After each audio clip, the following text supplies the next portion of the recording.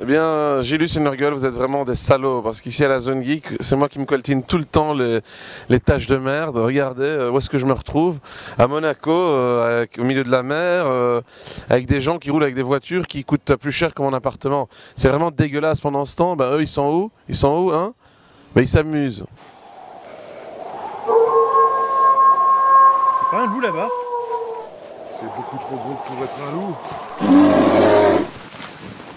Hein, voilà. Et puis moi, je suis obligé de faire le Monaco Anime Show avec vous. Et je crois qu'on va vraiment s'emmerder. Avec ces jeux, sans casino, et les buildings du Larvoto. Sur le rocher, le Grand Palais, c'est Monaco, Monte Carlo. English Spoken à Monaco. Et si par là italiano,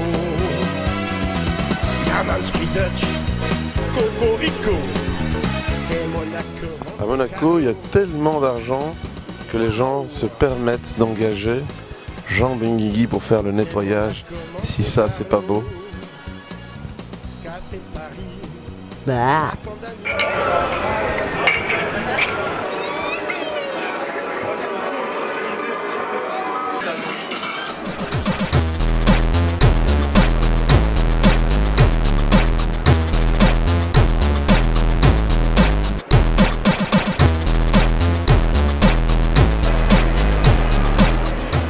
Eh bien, la boucle est bouclée, le créateur de la créature est là. Regardez, il y a une exposition Goldorak avec plein de dessins originaux. Je propose qu'on aille voir à quoi ça ressemble. À tout de suite.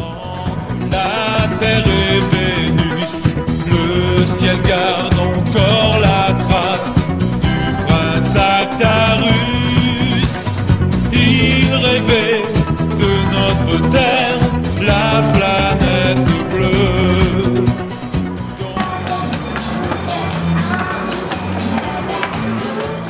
Ça y est, j'ai trouvé à Monaco le fucking Blue Boy local. Génial.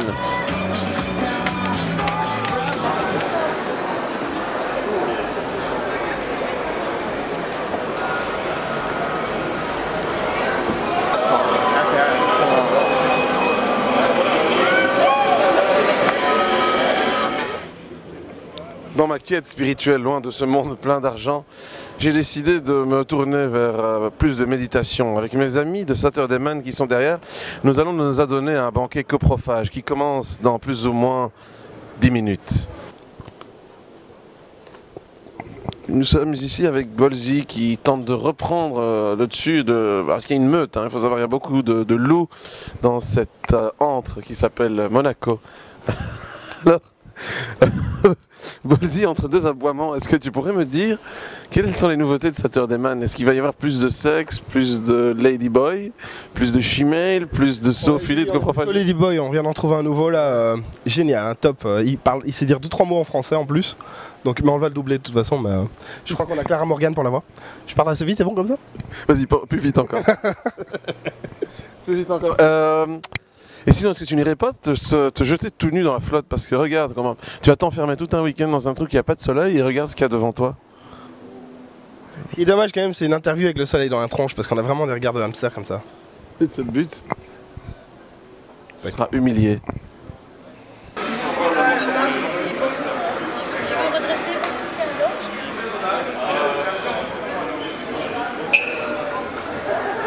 Est-ce qu'il est sympa le Grand Pop? Ça dépend des jours. Hein. Est-ce qu'il paye bien? Ouais, très très bien. Oui. C'est déductible d'impôts? Non. Oh, et malheureusement. En fait, Grand Pop, moi je vais pas te poser une question, mais je vais te dénoncer auprès de la terre entière. Tu vis à Monaco, c'est une forme d'exil fiscal, c'est ça? Peu importe où je sois, je conquérerai le monde. Il a pas l'air commode, hein, ton boss. Non, mais en fait, il est un peu russe, c'est pour ça aussi. Bon, bah, je crois qu'on va se casser. Hein. Ça marche. Alors ici, à Monaco, il y a aussi des gros qui puent. Alors, salut à toi, le gros qui pue. J'ai une question à te poser. Est-ce que c'est pas trop dur de vivre dans un monde où tout n'est qu'apparence ici à Monaco? Ouais, je comprends, c'est pas évident du tout. Est-ce que tu arrives à te faire des gonzesses, le gros qui pue? Des caniches? Ah, ok, bon, bah, il n'y a pas que des jambos à Monaco.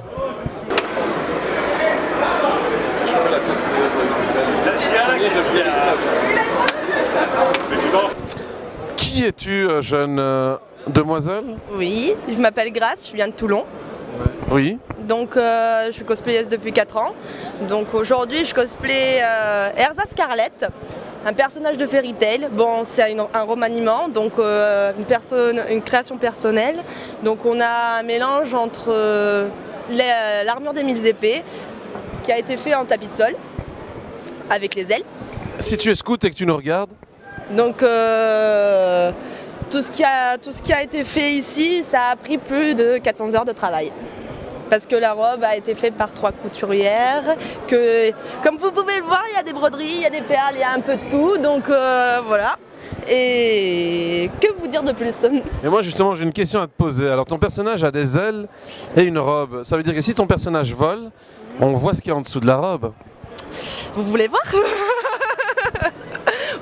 Non, pour l'instant on va éviter de voler, j'ai pas encore appris à voler. La prochaine fois on va apprendre à voler. À Monaco, la sécurité c'est important parce qu'il y a plein de monde et que c'est super dangereux.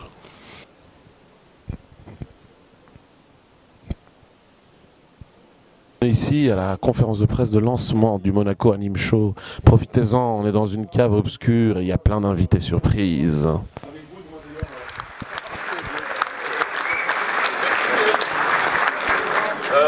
Oui, donc Saturday-Man, le premier Super Sentai franco-belge. Quand votre soirée est en train de tourner à volo, que les gens se mettent à jouer au Scrabble et à manger de la tarte au sucre, les Saturday-Man interviennent et remettent l'ambiance avec Force Sex entre autres. Hein. Il y a aussi Force Dance, Force Joke, enfin, tout un programme qu'on vous invite à découvrir à 11h45, c'est dans pas très longtemps. On aura sûrement un petit peu de retard. Ah ben, ça me rassure, figure-toi.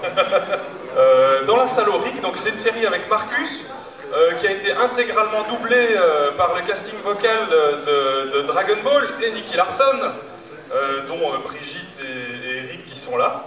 Et ça va devenir une grande série, ça va devenir une longue série. Donc je vous invite vraiment à venir découvrir le tout premier épisode tout à l'heure dans la salle au RIC. Et j'espère vraiment que ça vous plaira. Eh bien, dans cette salle de concert, qui est pour l'instant encore déserte, va se tenir un grand concert, celui de Bernard Minet. Souvenez-vous, souvenir d'enfance, quand vous aviez votre veste de bioman et que vous chantiez des chansons que vous allez découvrir peut-être tout à l'heure, on verra. En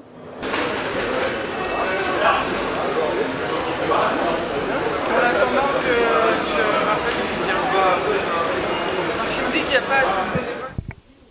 Ceci est un extincteur, mais je ne suis pas ici pour vous parler de ça. Plutôt pour vous parler du nouveau montage de Saturday-Man que je viens de découvrir à l'instant. Enfin, j'ai vu plus ou moins 60 fois la première version, qui est déjà très bien, mais là, ils ont rajouté encore plus de dynamisme, c'est encore plus cool. Et elle est maintenant mise en ligne depuis, je pense, plus ou moins 25 minutes depuis ce début de ce festival. Donc, allez voir l'entièreté de Saturday-Man, maintenant, le pilote. Nouvelle mouture avec plein de musique, plein de personnages et plein de surprises. Et puis ils sont là, regardez, et puis on va aller se toucher avec eux.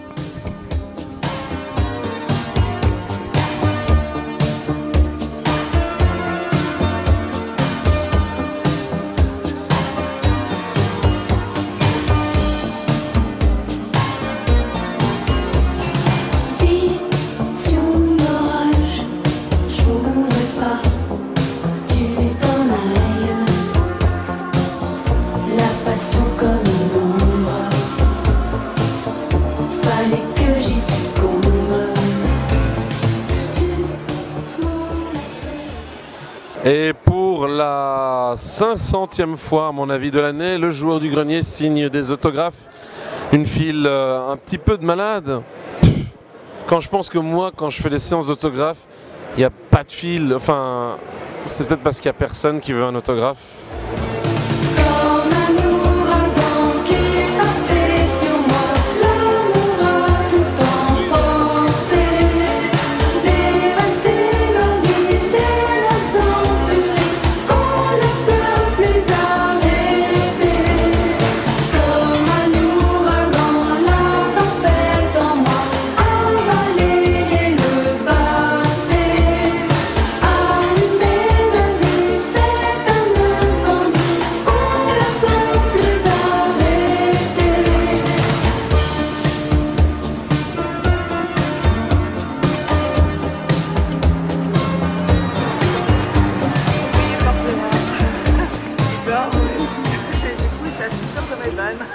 Après la conférence Zone Geek qui a été franchement un grand coup médiatique, la conférence de Goldo maintenant, à savoir la mienne, qui est beaucoup plus attendue que celle du créateur de Goldorak ou de Saturday Man bien sûr, ou de tous ces personnages secondaires par rapport à moi.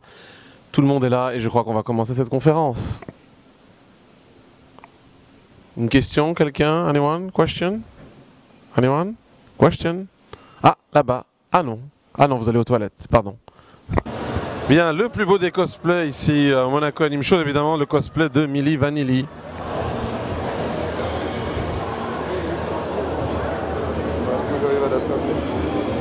Dis-moi, princesse, les champignons, faut arrêter, hein, faut passer plutôt à des drogues plus compliquées comme le crocodile ou peut-être le LSD, la coke, tout ça. Mais enfin, c'est le commerce de mon pays, les champignons hallucinogènes. Alors je vais pas arrêter maintenant, sinon j'aurais plus assez de sous pour me payer toutes mes robes et tout, quoi. Enfin, attention, à Monaco, la police est très très très sévère.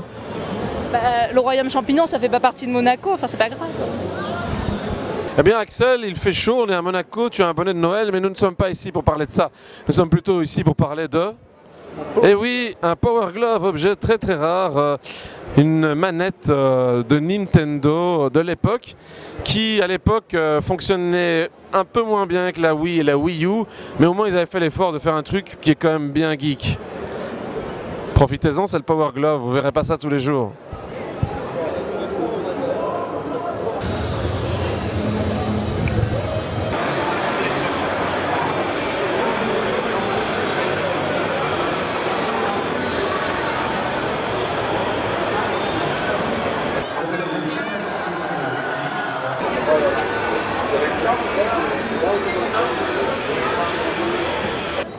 Mais où sommes-nous ici? Dans une galaxie lointaine, très lointaine? Non, non, non.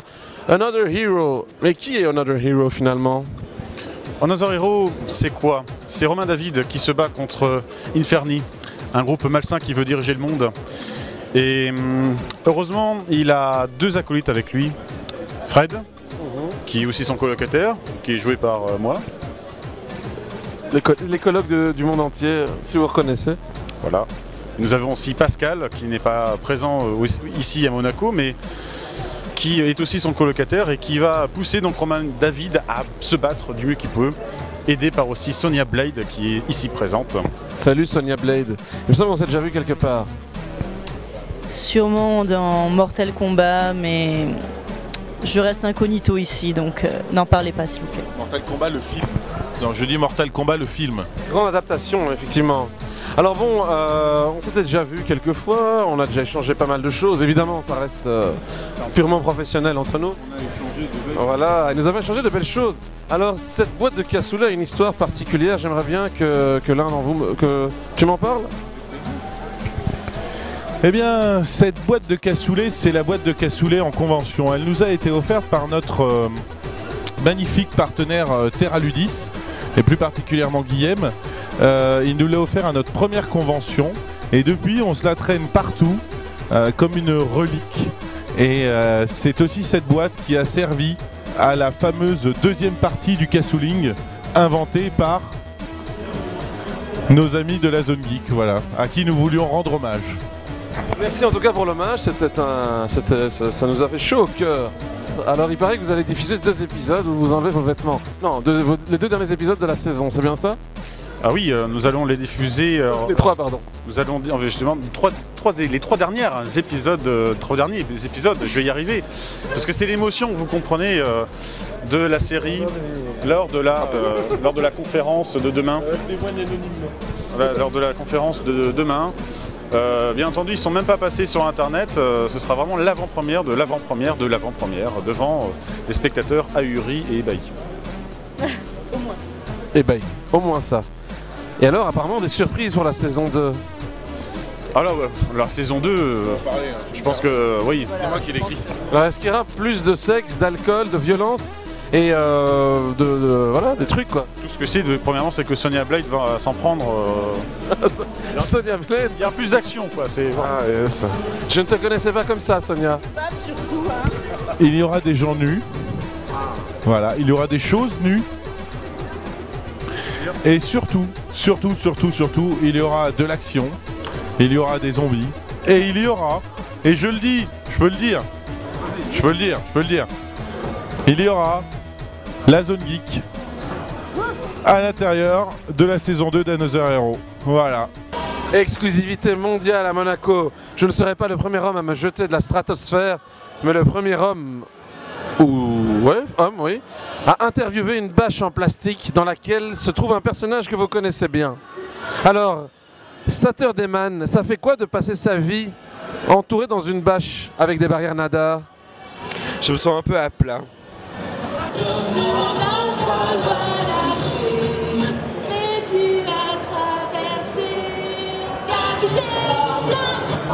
L'alcool et la drogue sont des fléaux à éradiquer de manière urgente.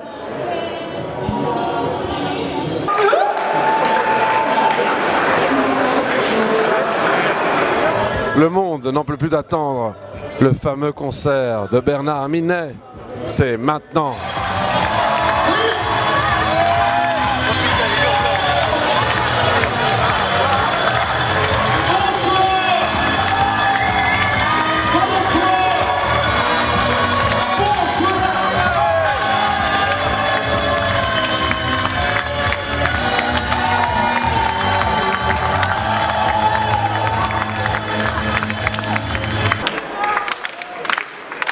Salut compte de deux. C'est bien, c'est bien. Oui, c'est moi Bernard. Qu'est-ce qu'on regardait à la télé? Guillaume. Son père sort tout court avait conquis les 7 boules de cristal. Sa vie sans go a dilaté à se battre contre le mal. Alors donc Bernard Minet chante Dis-moi Bioman, il a besoin d'une petite fille. Sauf que là il en avait 2, c'était pas vraiment des petites filles, elles avaient pas vraiment 7 ans. Alors raconte un peu. Non, en fait ça venait d'un délire. En fait c'est un mec qui connaissait Bernard sur Facebook, qui s'appelle Bioman Force Jaune, qui lui a envoyé donc un essai, dire j'ai un petit défi, j'ai envie de chanter Dis-moi Bioman avec toi. Et donc Bernard il a dit bah chiche, allons-y. Et donc comme moi je le suis sur pas mal de concerts et que je suis un petit peu sur le jukebox quand il se rappelle pas des chansons quand on dédicace, et je lui ai dit bah je passe à Monaco, alors est-ce qu'on se fait un petit duo sur un truc? Il dit bah écoute, si tu veux on se fait un trio sur Dis-moi Bioman parce qu'il y a un gars qui m'a demandé. Alors bon bah ok, on se fait Dis-moi Bioman, voilà. C'était parfait. D'ailleurs je propose qu'on passe à l'action. Je vais jouer du violon et puis tu vas chanter Dis-moi Bioman. Vas-y, je te tends le micro. Dis-moi Bioman, pourquoi dans tout l'univers les forces du mal veulent s'emparer de la terre? Dis-moi Bioman, dis pourquoi tous les méchants voudraient Bioman détruire notre présent. S'il devait y avoir un invité forcément à Monaco, c'est évidemment R2D2, nom de famille D2, prénom R2. Alors R2, je voudrais savoir où est-ce que tu loges ici à Monaco? Ah c'est pas mal, et tu dors tout seul quand même. J'aurais pas envisagé ça de cette manière-là. Et C3PO, il est où? On m'a dit qu'il s'est bourré la gueule toute la nuit, c'est possible? Bon d'accord, tu veux couvrir ton pote, mais bon. Moi je te propose qu'on aille boire peut-être des bières ensemble. Viens R2, on y va. Dominique, alors... Tu as un ami qui est particulièrement sympathique. Alors, c'est toi qui l'as fabriqué, il paraît. Ouais. Il a commencé en 2006. Puis après, il évolue tout le temps. Je travaille dessus à temps perdu, quoi. Et donc, je rajoute des options. Alors, je me suis laissé entendre dire que c'était le R2 le plus fidèle, je dirais, au film, en Europe en tout cas.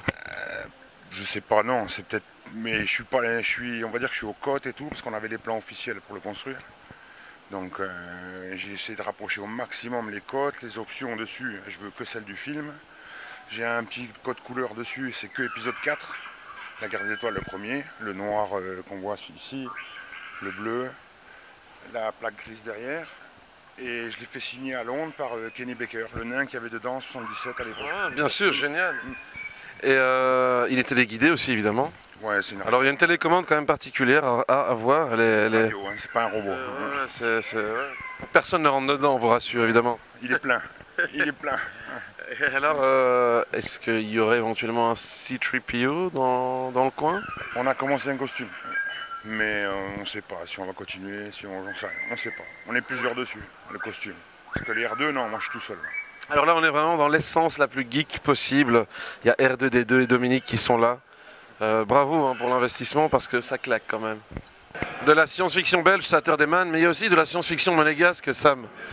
Oui, de la science-fiction vachement monégasque, même monétaire, puisque nous sommes à quelques pas, à quelques mètres de William B. Davis. On est planqué, hein, il ne nous voit pas. Il nous voit pas, l'homme à la cigarette, qui a refusé de me signer mon boîtier X-Files parce qu'il veut 20 € pour signer un boîtier X-Files qui en a coûté 100.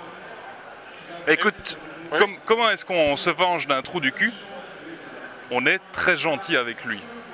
Et là, il se sent mal. Voilà, et je vais lui offrir un plat, parce qu'on peut dire que c'est un plat typiquement belge, à savoir le biscuit Jules de Stroop. Donc voilà, je vais lui offrir parce que c'était prévu, voilà, et voilà, un cadeau c'est un cadeau, hein, c'est pas moi qui ai inventé ça. Bon bah voilà, bah écoute Sam, désolé, si tu veux, prochaine fois on essaiera de te trouver une autre dédicace, David Duchovny peut-être. À mon avis, il demande 50 €. Ouais, c'est tout. Putain quoi, c'est incroyable. Et il me dit, mais oui, mais c'est parce que nous on a besoin de cet argent pour venir jusqu'ici, hein. De l'amour, toujours de l'amour. Merci la zone geek. Il est triste, il n'est pas content. Imaginez un peu la réaction de Barracuda avant de prendre un avion sans anesthésie, hein. Ben, c'est la même chose. Et vous rajoutez du yaourt fermenté en plus. Dégoûté. Ici avec 360, non pas secondes, mais minutes. Mais pour faire quoi? Pour survivre. Alors survivre à quoi? Alors, survivre à un jeu inconnu. Le principe de l'émission, Frédéric Sparadra a 6 heures pour finir un jeu qu'il ne connaît pas à l'avance. Un jeu rétro, sur lequel il sera aidé par 4 assistants et commenté par Pixel, notre petit personnage en 2D. Alors est-ce que vous utilisez une horloge atomique pour être sûr que ce soit fait en 6 heures? Parce que 6h01, est-ce que c'est bon encore ou ça va pas? Alors on a un petit problème de droit avec Greenwich. Ouais. Alors on a une alarme audio réveil, pas atomique. Qui fonctionne quand même? Des fois. Alors le plus facile, le jeu le plus facile et le plus rapide? Le jeu le plus facile et le plus rapide, ça sera le jeu d'aujourd'hui. C'est vrai? Ouais, ça sera le jeu d'aujourd'hui. C'est-à-dire, on peut le dire ou... Ouais, Turtle in Time. Ainsi s'achève ce Monaco Anime Show dans une ville assez sympathique, on peut le dire, mais vous aurez vu R2D2, vous aurez vu des acteurs de Stargate qui parlent une langue extraterrestre que vous connaissez peut-être, des sosies officiels de Bernard Minet et plein de choses extraordinaires. Vive la cause geek, vive la zone geek et à très bientôt pour un prochain reportage.